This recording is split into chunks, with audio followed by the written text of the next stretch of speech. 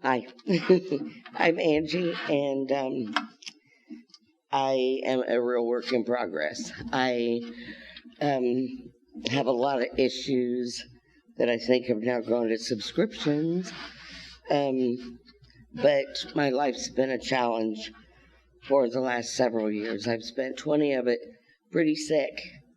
Almost lost my life several times, and God has a purpose. So I'm not done yet. He just knows I have a big mouth and I can reach a lot of people. But I had a testimony written out, and thank goodness I wrote more because I couldn't find the first one. So I just feel that God's He has led me in this way because someone needs to hear this.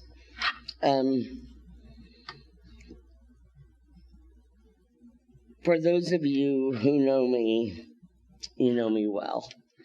And I just want to thank you guys for standing beside me the last 2 years and morally supporting me.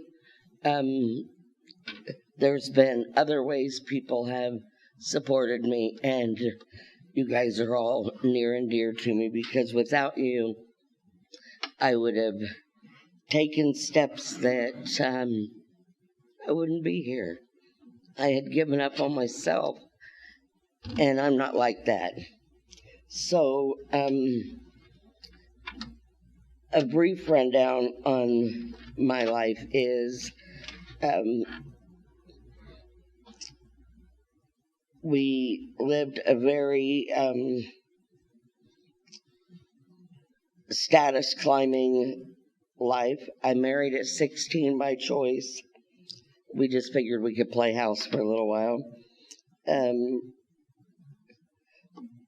For 10 years, we were married, and then we divorced to keep our friendship. We had one daughter, and then in 1993, I remarried to my current husband of 32 years. Been together 33 years. And due to toxic behavior, alcoholism, drug addiction, he's living with another girl in New Cambria.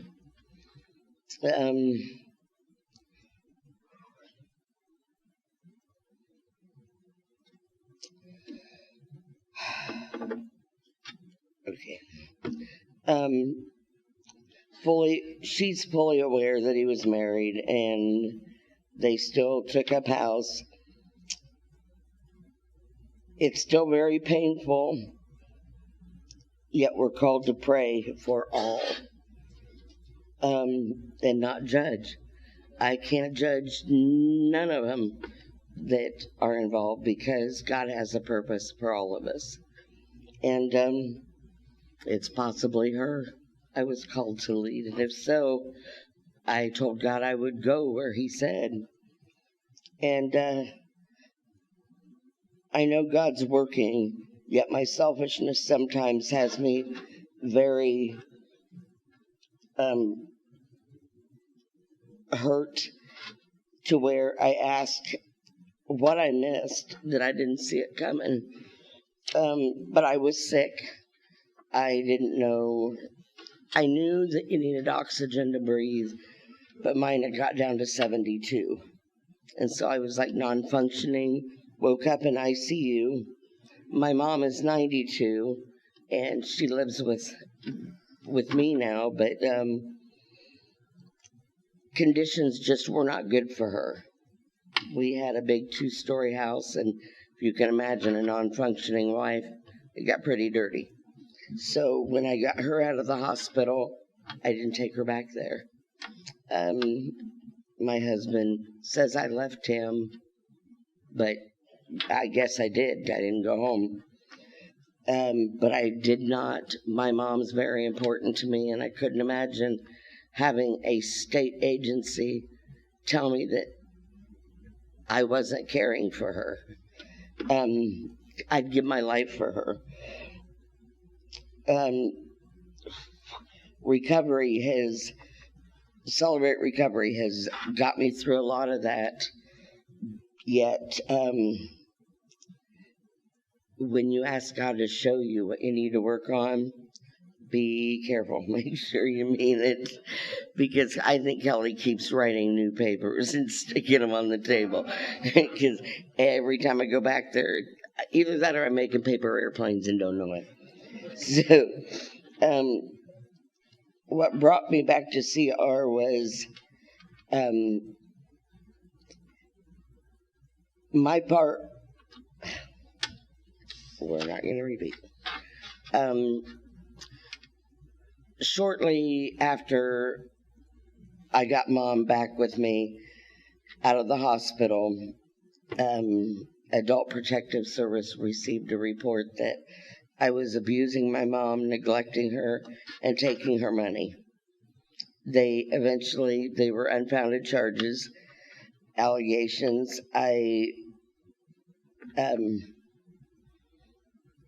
And I was never given a chance to explain to my husband what happened. I'm the liar, and that's okay. He has a right to his opinion.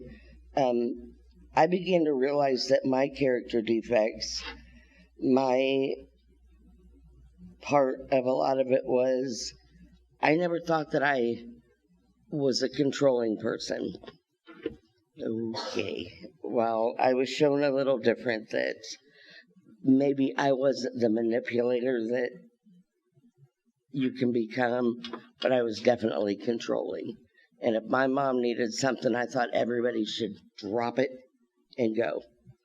I, at no time, stuck up for my personal family. And that wasn't right.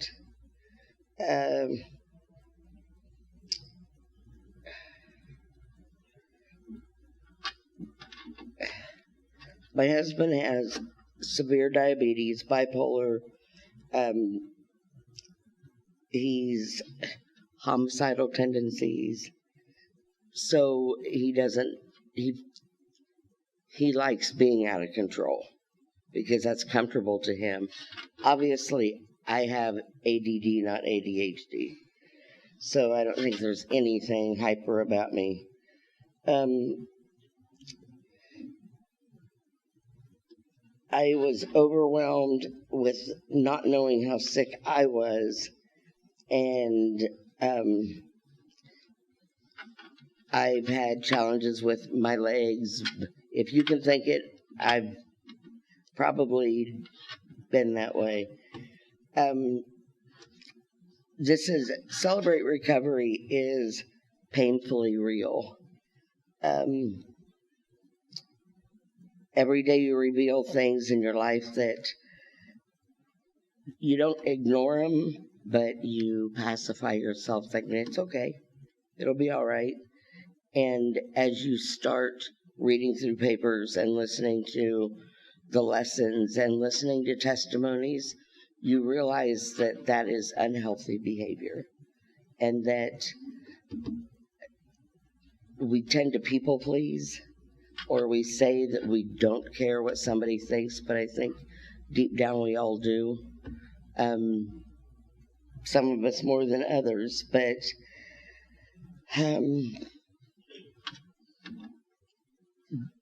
people that you meet and Celebrate Recovery, we all have the same story, just different views of it. And you can relate to a lot of people, but it's through the reading of the lessons that step by step, baby steps, you get through it, and that you realize you don't have to do it alone. That's a scary place to be when you think you have nobody. And you won't always agree with people. You won't always like what they say. Some people are real. And that's what Celebrate Recovery is about, is a love for someone else, that you love them enough to tell them, this isn't right.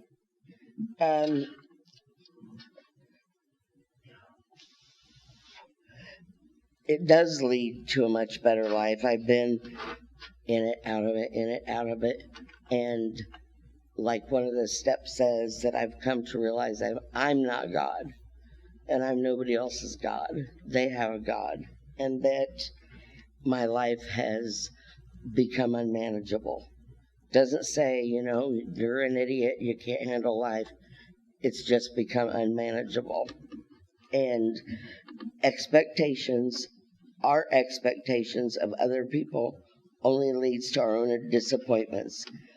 I believe one of the top character defects, possibly number one or two, is, in my opinion, temptation.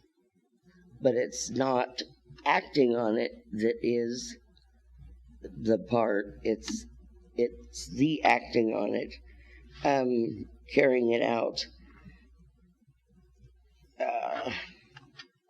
I'm going to fast forward. Celebrate Recovery is definitely not an overnight success story, nor probably going to be pleasant or comfortable at times.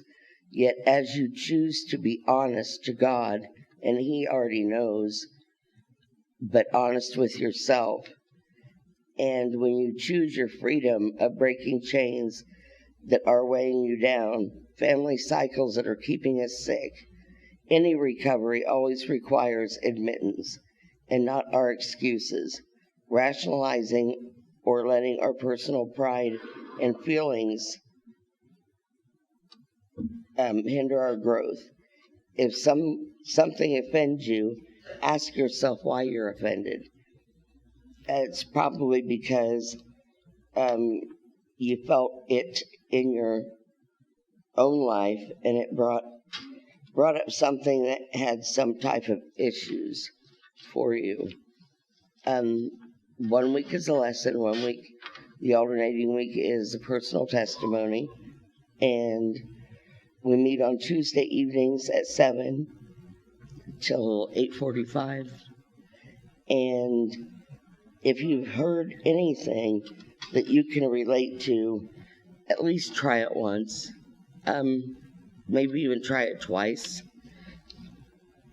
I truly believe that you'll be amazed and shocked at your reaction when in our lives comes to light our attention that we have become a society of human doers and no longer human beings.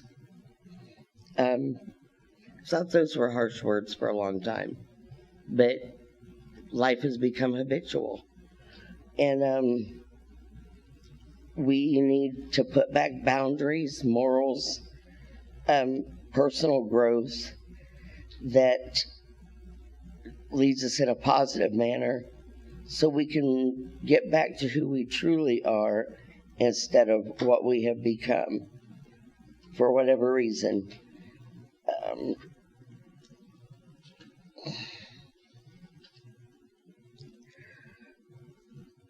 We don't have to suffer to recover from anything.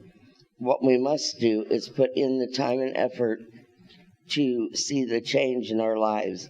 We don't need to provide lip service. We need to walk the path that we've been called to walk.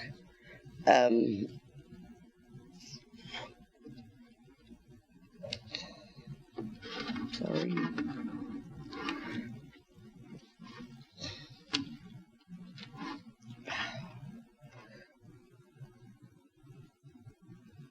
It's a Christ-centered 12-step program that focuses on healing as a whole, breaking the cycle that has kept us sick, usually because we have learned to mask, hide, and stuff what honestly probably led to the physical addictions and the behaviors and the places we hung out and the people we hung out with. Like behaviors probably aren't seeking positive changes or healing. Sometimes we become so comfortable in our pain that everything becomes routine. Thank you.